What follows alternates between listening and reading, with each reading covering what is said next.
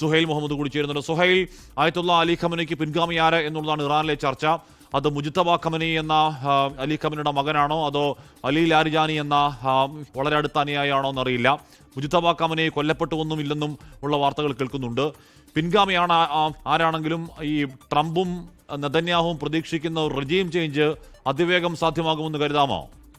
തീർച്ചയായും ഇല്ല തന്നെ മറുപടി പറയേണ്ടി ഒരു മുജ്തബ ഖമനി ഇപ്പോൾ എവിടെയാണെന്ന് നമുക്ക് വ്യക്തതയില്ല. പക്ഷേ മുജ്തബ ഖമനി ഈ പറയുന്ന ആയത്തുള്ള അലി ഖമനിയുടെ ഭരണകാലത്ത് തന്നെ ഈ റെജീം നിലനിൽക്കുമ്പോൾ തന്നെ ചാലകശക്തിയായി പ്രവർത്തിച്ച ഏറ്റവും പ്രധാനപ്പെട്ട തന്ത്രശാലികൾ ഒരാൾ കൂടിയാണ്. അതുകൊണ്ട് തന്നെ റെജീം ചേഞ്ചിന്റെ ആത്യന്തികമായ അമേരിക്കൻ ഇസ്രായേൽ ലക്ഷ്യം അത്ര വേഗത്തിൽ നടപ്പിലാകില്ല എന്ന് തന്നെയാണ് നമുക്ക് ഇറാനിൽ നിന്ന് മനസ്സിലാക്കാൻ കഴിയുന്നത്.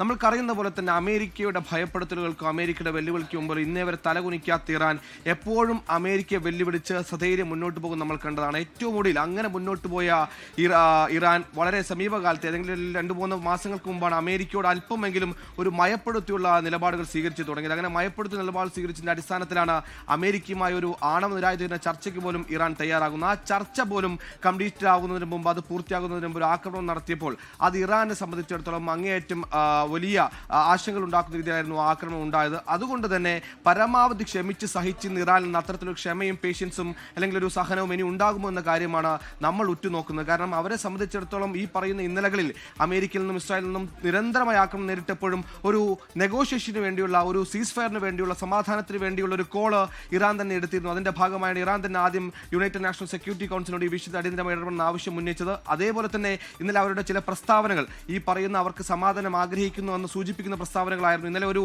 സൈനിക മേധാവി, ഇറാൻ സൈനിക മേധാവിയിൽ സൈനിക കമാൻഡുകൾ ഒരാൾ പറഞ്ഞതുപോലെ ഞങ്ങൾ ഇപ്പോൾ ഉപയോഗിക്കുന്നത് ഞങ്ങളുടെ പഴയ സ്റ്റോക്കുകളാണ്, ഞങ്ങളുടെ കയ്യിൽ ഇനിയും പുതുപുത്തൻ സ്റ്റോക്കുള്ളത് ഇതുവരെ ഉപയോഗിച്ചിട്ടില്ല എന്ന് പറയുമ്പോൾ ഞങ്ങൾക്ക് സൈനിക ശേഷിയുണ്ട്, ബലമുണ്ട് എന്ന് പറയുന്നതിലപ്പുറത്തേക്ക് പുതിയ സ്റ്റോക്കുകൾ ഉപയോഗിക്കാതിരിക്കാൻ, അത് ഞങ്ങളെ കൊണ്ട് ഉപയോഗിക്കാതിരിപ്പിക്കാൻ നിങ്ങൾക്ക് സമയമുണ്ട്, ആവോള സമയമുണ്ട്. ആ സമയം ലോകരാജ്യങ്ങൾ ഉപയോഗപ്പെടുത്തണമെന്ന ഒരു സൂചന, ഒരു സാധ്യത ഇറാൻ തുറന്നു കൊടുത്തിരുന്നു. ആ സാധ്യത സമയത്തൊന്നും ആ സാധ്യതകളെ ഉപയോഗിക്കാതെ ആ സമയത്തേക്ക് ഇറാനെ നിഷ്കരണം ആക്രമിച്ചുകൊണ്ടിരുന്ന ഇസ്രായേലിനും അമേരിക്കയും ഇനി അങ്ങോട്ട് ഇറാൻ അതേ രീതിയിൽ തിരിച്ചടിച്ചു കൊണ്ടിരിക്കുന്നു എന്ന ഏറ്റവും പ്രധാനപ്പെട്ട വാർത്തകൾ വരുന്ന മണിക്കൂറാണ്. പ്രത്യേകിച്ച് അവരെന്താണോ കാത്തു സൂക്ഷിക്കാൻ ശ്രമിച്ചത്, ആയത്തുൽ ഖമനിയുടെ ജീവനാണ്, അദ്ദേഹത്തിന്റെ ഭരണകൂടമാണ്. അതിൽ ആയത്തുൽ ഖമനി കൊല്ലപ്പെട്ടിരിക്കുന്നു, ഈ ആയത്തുൽ ഖമനി മരിച്ചിരിക്കുന്നു. ഇറാൻ പോലും വിഷമസമേതം പ്രഖ്യാപിക്കുമ്പോൾ അവർക്കിനി താഴെയും മേലെയും നോക്കാനില്ല, ആകാശവും ഭൂമി എന്ന മട്ടിൽ തിരിച്ചടിക്കാൻ ഒരു ശേഷിയും ധൈര്യവും ഉണ്ടാകുന്നു. പ്രത്യേകിച്ച് തുടക്കത്തിൽ ഈ പറയുന്ന ഇസ്രായേലിലും അമേരിക്കയിലും ആക്രമണം ഇറാൻ നേരെ ഉണ്ടാകുമ്പോൾ അവിടെ ഒരു സോൾഡാറ്റിയുടെ കുറവുണ്ടായിരുന്നു, അവിടെ ജനങ്ങളുടെ യൂണിഫിക്കേഷന്റെ കുറവുണ്ടായിരുന്നു. ആ യൂണിഫിക്കേഷനൊക്കെ ആ ഒരു ദൈന്യത അല്ലെങ്കിൽ ആ ഒരു ന്യൂനത മാറ്റിവെച്ചുകൊണ്ട് തന്നെ അവിടുത്തെ ജനങ്ങൾ ഒറ്റക്കെട്ടായി മുന്നോട്ടേക്ക് ഇറങ്ങുന്ന ഈ പറഞ്ഞ ഇറാൻ ഭരണകൂടത്തിന് പിന്തുണ പ്രഖ്യാപിച്ചുകൊണ്ട് നഗരങ്ങളിൽ പ്രകടനം നടത്തുന്ന കാഴ്ചകൾ നമ്മൾ കണ്ടു. അതായത് ഇപ്പോൾ പറയുന്ന പോലെ ആ രാഷ്ട്രത്തിനുള്ളിൽ ചിലപ്പോൾ ഈ പറയുന്ന ഭരണകൂടത്തിനെതിരെ ചില വിമർശനങ്ങൾ ഉണ്ടാകും, ഭരണകൂടത്തിന് ചില അസ്വാരസ്യങ്ങൾ ഉണ്ടാകും. പക്ഷേ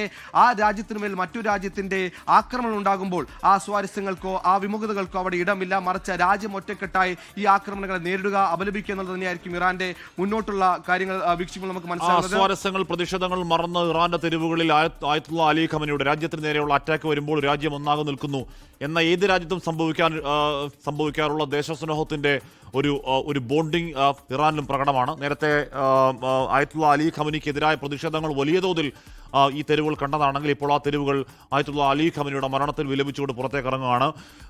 നോ കോംപ്രമൈസ്, നോ സറണ്ടർ, ബാറ്റിൽ വിത്ത് അമേരിക്ക എന്ന മുദ്രാവാക്യമാണ്. അതായത് ഏതെങ്കിലും തരത്തിൽ സമരസമില്ല, ഏതെങ്കിലും തരത്തിൽ കീഴടങ്ങലില്ല, യുദ്ധം അല്ലെങ്കിൽ അമേരിക്കയ്ക്ക് ആയത്തുള്ള അലി ഖമനിയുടെ പ്രാണന് പ്രതികാരം ചെയ്യുക എന്ന മുദ്രാവാക്യവുമായി ലക്ഷക്കണക്കിന് 10,000-കണക്കിന് ആളുകളാണ് ഇപ്പോൾ ഇറാന്റെ തെരുവ്, പലവിധ തെരുവുകൾ. ഈ ഇറാന്റെ ഒഫീഷ്യൽ ടെലിവിഷൻ കരഞ്ഞുകൊണ്ട് വൈകാരികമായ ആയത്തുള്ള അലി ഖമനിയുടെ മരണവാർത്ത, കൊലപാതക വാർത്ത പ്രഖ്യാപിച്ച് തൊട്ടു പിന്നാലെ ഇറാൻ നിരത്തുകളിൽ ഒഴുക്കു തുടങ്ങിയതാണ്. ഇപ്പോഴും അങ്ങനെ തുടങ്ങുന്നുണ്ട്. എന്താകും അവസ്ഥ എന്നറിയില്ല. സമ്പുഷ്ട യുറേനിയം ഇറാന്റെ പക്കലുണ്ട്. സമ്പുഷ്ട യുറേനിയം അവർ അത് ആയുധമാക്കി ഡെവലപ്പ് ചെയ്തില്ല എന്നുള്ളത് ആയത്തുള്ള അലി ഖമനിയുടെ ഒരു ഫത്വ കൂടിയായിരുന്നു, മതശാസന കൂടിയായിരുന്നു. അത് ഊർജ്ജാവശ്യങ്ങൾ മാത്രം ഉപയോഗിക്കുക എന്നുള്ള കാര്യം. ആയത്തുള്ള അലി ഖമനി കൊല്ലപ്പെടുമ്പോൾ ആ ഫത്വ കൂടി ഇല്ലാതാവുന്നുണ്ട്. അപ്പോൾ 24 മണിക്കൂറിനുള്ളിൽ ആണവ സമ്പുഷ്ടീകരണം അവർക്ക് ആണവായുധമായി വികസിപ്പിക്കാൻ കഴിയും എന്നടക്കമുള്ള കാര്യങ്ങൾ നേരത്തെ ചൂണ്ടിക്കാട്ടപ്പെട്ടതാണ്. എന്തും സംഭവിക്കുന്ന സാഹചര്യമുണ്ട്. കാര്യം വല്ലാത്ത അങ്ങേയറ്റത്തെ ഒരു സ്ട്രെസ്ഫുൾ അന്തരീക്ഷത്തിൽ നിൽക്കുകയാണ് പശ്ചിമേഷ്യ. അങ്ങോട്ടും ഇങ്ങോട്ടും തിരിച്ചടികളുടെ പരമാവധിയാണ്. ഏത് അളവിലേക്ക് ഈ തിരിച്ചടികൾ, അക്രമങ്ങൾ പോകുന്നു എന്ന് കാത്തിരുന്ന് തന്നെ കാണണം. ലോകത്തെവിടെയായാലും ഏത് സമയത്തും 24 വാർത്തകളും ഓഗ്മെന്റഡ് റിയാലിറ്റി പാക്കേജുകളും എക്സ്പ്ലെയിനറുകളും വിശദമായി കാണാൻ ഞങ്ങളുടെ യൂട്യൂബ് ചാനൽ നിങ്ങൾക്ക് സബ്സ്ക്രൈബ് ചെയ്യാം.